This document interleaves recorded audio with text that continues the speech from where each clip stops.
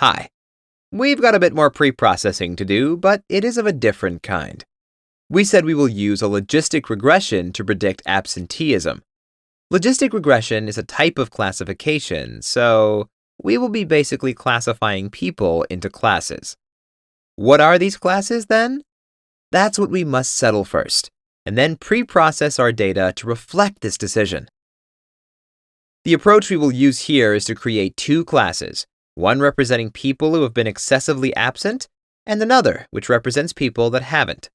For this exercise, we will use a methodology which is a tiny bit naive, but quite numerically stable. We will take the median value of the absenteeism time in hours cell. Everything below the median would be considered normal. Everything above the median would be excessive.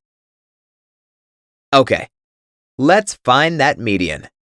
There's the pandas method called median which can help us with this task. So, data, pre-processed, square brackets, absenteeism time in hours, dot, median, parentheses. The result is the number 3, and its data type is float. Therefore, it will be safe to apply the following reasoning.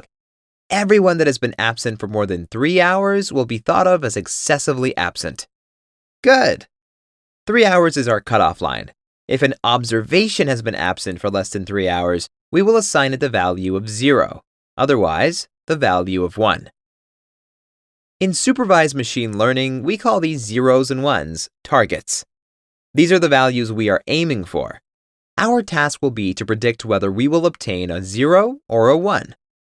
So, let's create a new variable called targets, which will measure if a person has been absent for more than 3 hours.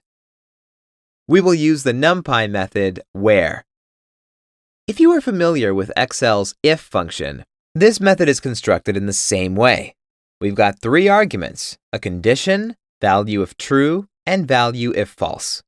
Our condition is that the series absenteeism time in hours from data pre-processed is bigger than 3. If it is true, we want the function to return 1. Otherwise, 0. Great! Let's see what happened. Targets is an NP array which contains ones and zeros, exactly as we wanted. Before we move on, please note that it would be much better if we parameterize this code. Instead of inputting the median 3, we can directly input the pandas method, which finds the median. It is always better to do that, as parameterization makes your code easy to understand and follow. Moreover, this minimizes the chance of making mistakes. All right, let's add the targets to the data frame data pre-processed. We will do that in a new column called excessive absenteeism. As you can see, we have mapped the data into 2 classes. Several lectures ago, we mapped data using the map method. Well, here's another way to do that.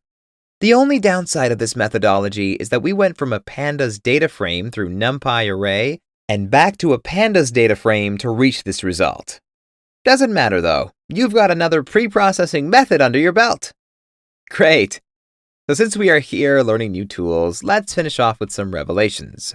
I told you that using the median as a cutoff line is numerically stable and rigid.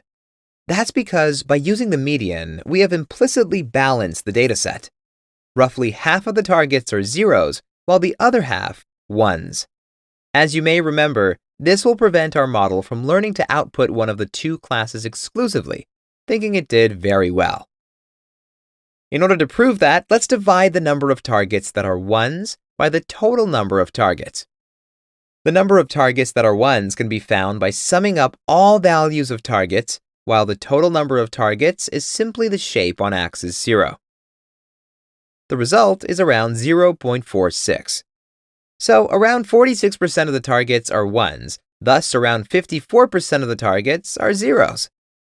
Please remember that when balancing your dataset, the 2 classes needn't represent 50% of the sample exactly. Usually, a 60-40 split will work equally well for a logistic regression, but that's not true for other algorithms such as neural networks. From my personal experience, a balance of 45 to 55% is almost always sufficient, so our result will do for this exercise. Let's proceed. noting that our two groups have been distributed roughly equally. Finally, let's drop the absenteeism time in hours from the data frame since we won't be needing it. I'll call the new variable data with targets. As we discussed previously, creating a checkpoint is in place. Let's declare data with targets as data preprocessed, drop absenteeism time in hours. Is this a checkpoint? In other words, is this new variable pointing to the same piece of memory as data preprocessed?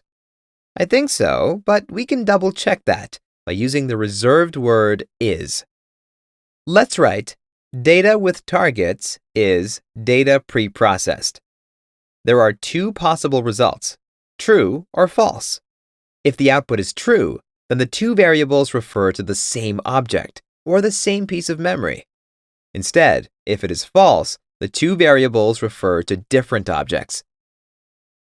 Running the code, we find out that the two are in fact different, and logically so. One has one column less than the other, so we shouldn't be surprised.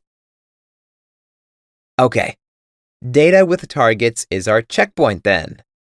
By the way, that's what is contained inside. That's also the starting point for our next lesson. I know you can't wait for machine learning already, but, well, all these little tricks are what will save you lots and lots of time once you get into data science. Thanks for watching.